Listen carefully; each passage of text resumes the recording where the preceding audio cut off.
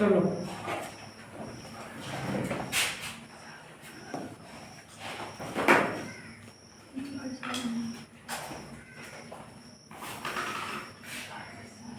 Question number क्या है? 8 9 तो साफ नहीं है उससे कम ठीक है।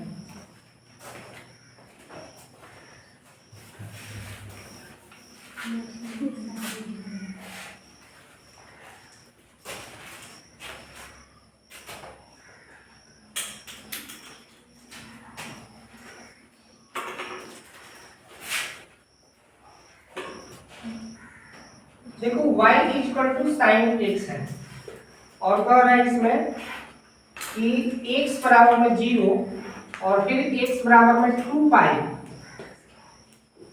से घिरे हुए क्षेत्र का क्षेत्रफल ज्ञात करना है 2 पाई। ठीक है, y बराबर में sin x के लिए ग्राफ यदि खींचा जाए तो y = sin x है। ग्राफ पहले भी हम बता देंगे लेकिन यहां बता रहे हैं लोगों को फिर से। यदि x और y चूंकि यहाँ 2 पाई है तो रेडियल माप में है तो रेडियल माप में चलो जैसे यहाँ वृत्त होता है तो यहाँ 0 होता है, यहाँ π/2 होता है, यहाँ पाई होता है और यहाँ 3 π/2 होता है और यहाँ फिर 2 पाई होता है। ये समान बनो है। तो यदि 0 लेंगे x का मान यदि 0 लेंगे तो y = sin 0 होगा तो sin 0 डिग्री मान क्या होगा 0। ठीक है, यदि π/2 लेंगे तो π/2 का मान 1 हो जाता है। ठीक है, यदि पाई लेंगे तो कितना हो जाएगा 0 हो जाएगा और फिर यदि 3 π/2 लेंगे तो -1। साइन यहाँ जो है इसमें और इसमें साइन प्लस होता है और तीसरा और चौथा चतुर्थांश में माइनस होता है। ठीक है, तो यहाँ -1 हो जाएगा। इसी तरह यदि 2 पाई लेंगे तो क्या होगा फिर 0 हो जाएगा। इस बिंदु पे और इस बिंदु पर sin थीटा 0 हो जाता है। ठीक है, और इस बिंदु पर यहाँ 1 होता है और यहाँ -1 होता है। ठीक है, क्लियर हुआ? अब इसको हम मिटा रहे हैं। यदि इस तरह से किया जाए तो ग्राफ जो लिया जाए तो यहाँ इस तरह का ग्राफ होगा। माध्य स्थिति से, माध्य स्थिति मालूम है ना, यहाँ 0 को माध्य स्थिति बोला जाता है। ठीक है, अब यहाँ यदि +1 है, यहाँ प्लस -1 है तो यहाँ कर दो 0 हो गया, ये π/2 कर लो, फिर उसके बाद क्या है पाई कर लो, फिर उसके बाद है 3 π/2 और फिर यहाँ 2 पाई, यहीं तक लेना है, आगे भी बढ़ जाता है। तो 0 पर 0 है, फिर π/2 पर 1 है, यहाँ 0 है, फिर यहाँ -1 है और यहाँ 1 है। तो इस तरह से ये ग्राफ आएगा।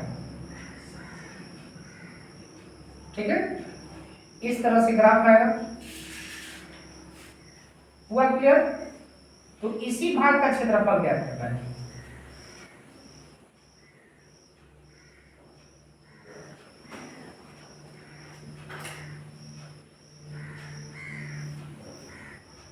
इसी भाग का क्षेत्रफल ज्ञात करना है। तो ये किसी भी तरह से हम बना सकते हैं, यहाँ और यहाँ, ये 2 भाग है। 0 यदि सीमा ले लेंगे, ध्यान दो, यदि सीमा ले लें हम कि 0 और यहाँ क्या है पाई है ना, तो 0 और पाई ले लें तो y dx होगा, फिर प्लस यहाँ से यहाँ कर दें यानी कि पाई और 2 पाई ले लें तो -y dx होगा। क्यों माइनस के ऊपर दिए, यहाँ नीचे है माइनस है ना। अब यहाँ इसको करेंगे हम पाई 0 y का मान रख लो कितना है sin x dx और ये प्लस माइनस माइनस हो जाएगा 2 पाई और फिर sin x क्या होगा dx होगा। sin में क्या होगा, तो sin के लिए समाकलन क्या होता है माइनस cos x पाई और 0 और फिर माइनस, ये भी तो होगा माइनस cos x और यहाँ हो जाएगा पाई और यहाँ 2 पाई। ठीक है, यदि मान रखें तो -cos 0 लेंगे। ठीक है, और माइनस माइनस प्लस कर देंगे ना, क्या है माइनस और माइनस प्लस कर देना तो क्या हो जाएगा प्लस cos पाई, ठीक है। ये अलग हो गया, फिर माइनस इसको माइनस cos पाई और फिर माइनस माइनस प्लस cos 2 पाई। क्या ना समझ में आ रहा है?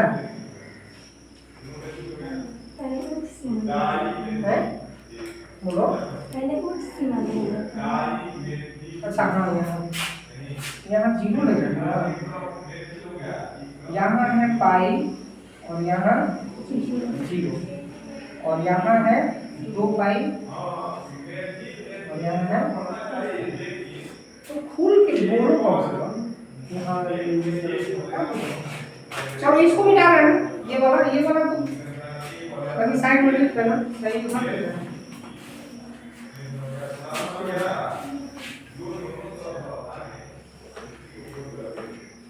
कितने होगा cos पाई का मान, cos 0 डिग्री का मान 1 होता है, ठीक है। और याद रखना ये यहाँ देख लो, cos 0 डिग्री का मान 1 होता है और cos पाई का मान -1 होता है, ठीक है। तो क्या होगा कि माइनस माइनस 1 और प्लस 1 ये हो जाएगा और फिर माइनस है और फिर उसका मान 2 पाई का मान कितना होगा 2 पाई 1 अर्थात 0 डिग्री, तो ये हो जाएगा क्या माइनस में है और 1 हो जाएगा, ठीक है। और पाई का मान कितना होगा -1 हो जाएगा। अब यहाँ देखो ये होगा कि 1 + 1 और ये होगा माइनस और ये हो जाएगा -2, तो 1 + 1 और माइनस माइनस प्लस 2, तो ये कितना हो जाएगा 4 और स्क्वायर यूनिट, यही होगा आंसर, ठीक है। एक और तरह से इसको हम बता रहे हैं, यहाँ जो है ये जो बन गया है ये दूरी ये और ये दूरी बराबर होता है, तो क्षेत्रफल तो कभी ऋणात्मक नहीं होता ना, तो इतना का क्षेत्रफल निकाल कर उसमें 2 से गुणा कर दिया जाए तभी ये आ जाएगा, ठीक है।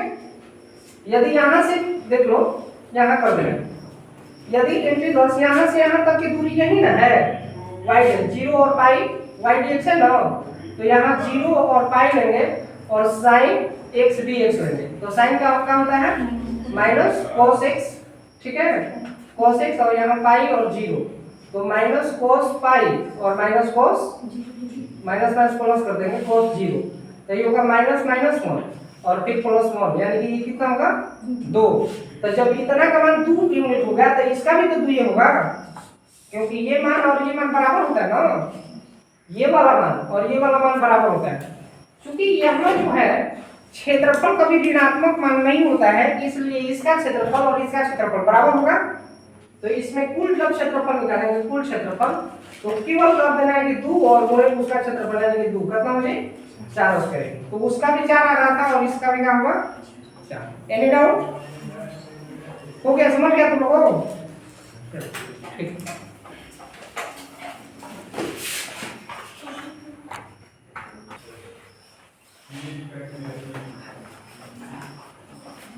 तो बताया ना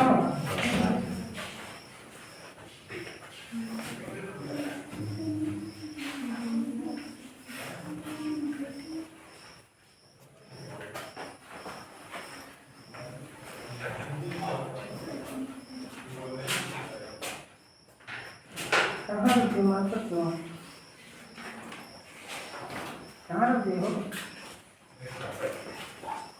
ध्यान दो।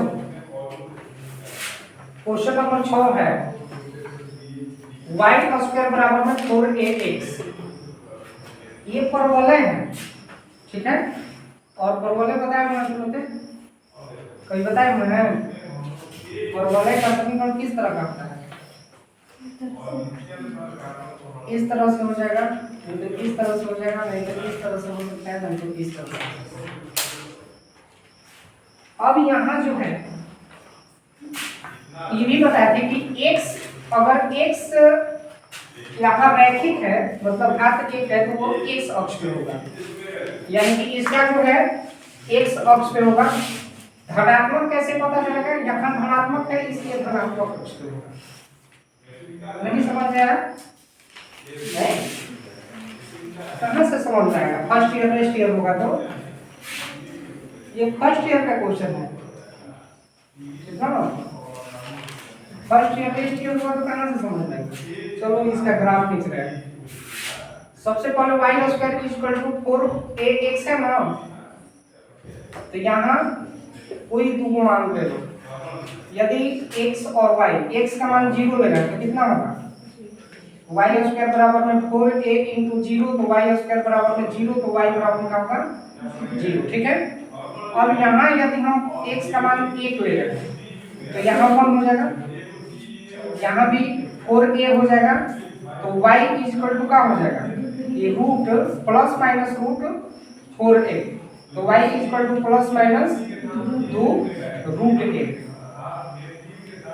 Plus minus 2 root a। ठीक है, यानी कि प्लस माइनस 2 रूट a, यही ना। यहाँ जो है a को अचल पद मानते हुए इसको यदि a को यदि हम छोड़ दें तो 0, यहाँ 1 मान रहे हैं, यहाँ 2 मान रहे हैं, चाहे अगर मान होगा ये 1 2 3, यहाँ 1 2 3 4 -1 -2 -3 -1 -2 -3, तो 0 तो 0 है, 0 तो क्या है? 0। लेकिन यदि 1 है, x के बाद 1, तो प्लस माइनस 2 को लो ना, रूट 1 के बाद में उनका डालो। ठीक है, 2 के ले ली, तो यहाँ 2 है और यहाँ, ठीक है। यानी कि ये तो क्लियर हुआ तुम लोग कि इस तरह से आएगा, और बोले इसी तरह से होता है ना, इस तरह से। ठीक है, आगे देखो, आगे x y का मान हम करो। फिर यदि दूसरा का समीकरण है, इसमें एक है कितना है y equal to mx, m को भी इसमें निकलेट मान करने चला जाता है। y अगर x और y, x का मान 0 रकम तो y का मान 0, यदि x का मान 1 रकम तो m हो जाए। यानी कि m जो है सही मायने में अगर m को हटा दिया जाए तो ये y बराबर में x का अगर प्लॉट किया जाए तो x बराबर 0, तो y का मान 0, x का मान 1, तो y का मान भी 1, x का मान 2, तो y का मान भी 2। ठीक है, तो 0 1 2 यदि इस तरह से हम कर दें तो ये जो है इस तरह से कटेगा, कट गया वो ना। अब ये भाग 6, ये भाग 6। सबसे बड़ी बात यहाँ 0 तो दिखाई दे रहा है, या ये वाला मान कितना है, और यहाँ पे देखना इन दोनों समीकरण को पहले हल करो। आखिर x का मान हमें निकालना है, ये वाला मान जो है सही मायने में ये तुम पहले से लिख देना अच्छा मान है, क्योंकि बराबर अंतराल नहीं है। और यहाँ इसको m के पद में रखेंगे, ध्यान देना y का स्क्वायर बराबर में 4ax है, x का मान दूसरा का समीकरण कितना है, y बराबर में mx, तो y का जब मान कितना रखेंगे, y का मान mx यदि रख दें तो mx का वर्ग इक्वल टू 4ax होगा ना। तो क्या होगा ये कि m स्क्वायर x स्क्वायर और 4ax, a को x से x गया तो क्या हो जाएगी m square x equal to 4a, तो x इक्वल टू कितना 4a बटा में m स्क्वायर, यानी कि ये वाला जो मान कटा हुआ है 4a बटा में m स्क्वायर, यही बताने वाले थे। अब यहाँ जो है सीमा जो है इसका वो लेंगे 0 से लेकर 4a और m स्क्वायर, हुआ क्लियर। अब इस ये वाला हम निकालें, यहाँ तक क्लियर हुआ ना। चलो नेक्स्ट,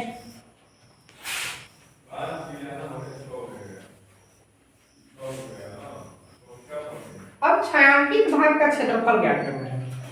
तो ये जो है कौन सा समीकरण, y बराबर में 4ax, यही है ना y स्क्वायर, और ये जो ऊपर गया है y इक्वल टू क्या है mx, तो ये जो है इस ये ही मान यहाँ लिखेंगे तो अच्छा है, y स्क्वायर बराबर में 4ax ये है, और ये जो है y इक्वल टू mx।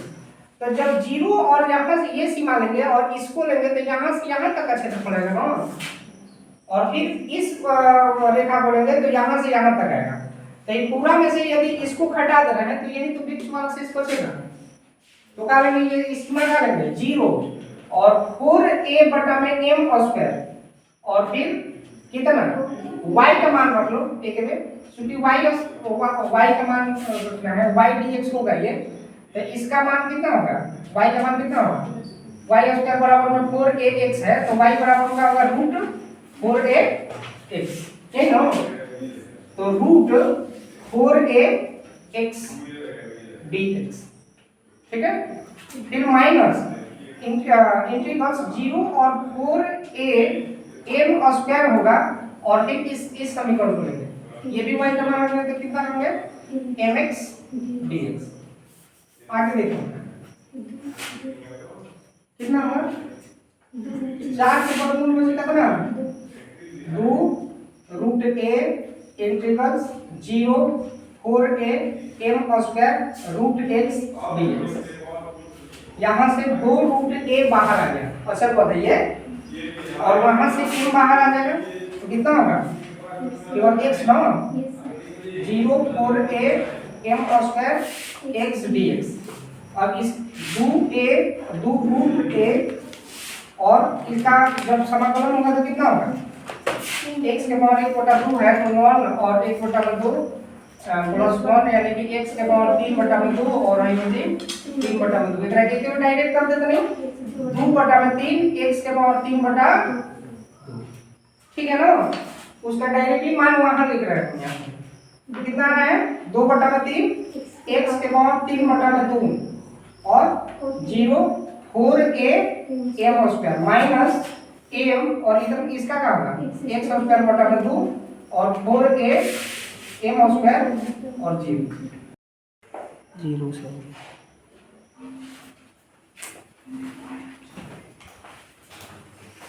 कितना होगा, अब ये तो मान रखेंगे इधर रखना है 2 रूट a और 0 तो 0 हो जाएगा, 0 अब नहीं रखेंगे यहाँ पर, 0 जब रखेंगे x का मान तो खत्म हो जाएगा, 2/3 और 4a m स्क्वायर के पावर कितना है 3/2, ये एक हो गया और फिर माइनस m और इसका मान कितना होगा 4a बटा में m स्क्वायर का वर्ग और इसके बटा में क्या है 2, ठीक है। अब यहाँ जो है 2 रूट a और ये इसको लिख सकता हूँ कि 2/3 और ये 2 रूट a और बटा में m का वर्ग लिख सकते हैं इसको, ठीक है ना, 2 दूनी का 4 और रूट a से गुणा होगा तो a हो जाएगा और इसके पावर में कितना है 3/2 और माइनस m इसको भी लिख सकते हैं कितना, ये तो पावर ना है और स्क्वायर ना है यहाँ पे, छोड़ ये गुणा कर दो के बीच 400 का 16a स्क्वायर और यहाँ हो जाएगा m4 और इनटू 2 m स्क्वायर में m4 नीचे आ जाएगा तो क्या हो जाएगा ये 2m4, ठीक है ना। अब यहाँ से 2 ऊपर गया तो 2 रूट a और वो है यहाँ 2/3 और ये कितना हो जाएगा पावर 3 करेंगे तो 2 दूनी का 4 और 4 दूनी का 8 हो जाएगा ये 8 और a रूट a, यही ना, यदि रूट a या रूट a 3 बार गुणा किया जाएगा क्या होगा a रूट a और बटा में कितना हो जाएगा m q, ठीक है। और फिर ये माइनस a को m यहाँ गया और 2 से कटी तो क्या हो कि 8a स्क्वायर बटा में m q, ठीक है ना। अब यहाँ देखो जो कटने वाला कटा लो, कटने वाला तो कोई ना है, यहाँ देखो 2 से और 2 से 8 से गुणा होगा तो कितना होगा 2 से और 2 से 8 से तो 8 दूनी का 16 16 दूनी का 32 और a से रूट a से गुणा होता है a तो a स्क्वायर होगा और बटा में 3m क्यूब और माइनस 8a स्क्वायर बटा में m में ना, तो 3m क्यूब एलसीएम होगा तो ये हो जाएगा कि 32a स्क्वायर और m की परजित 38 का 24a स्क्वायर, ठीक है ना।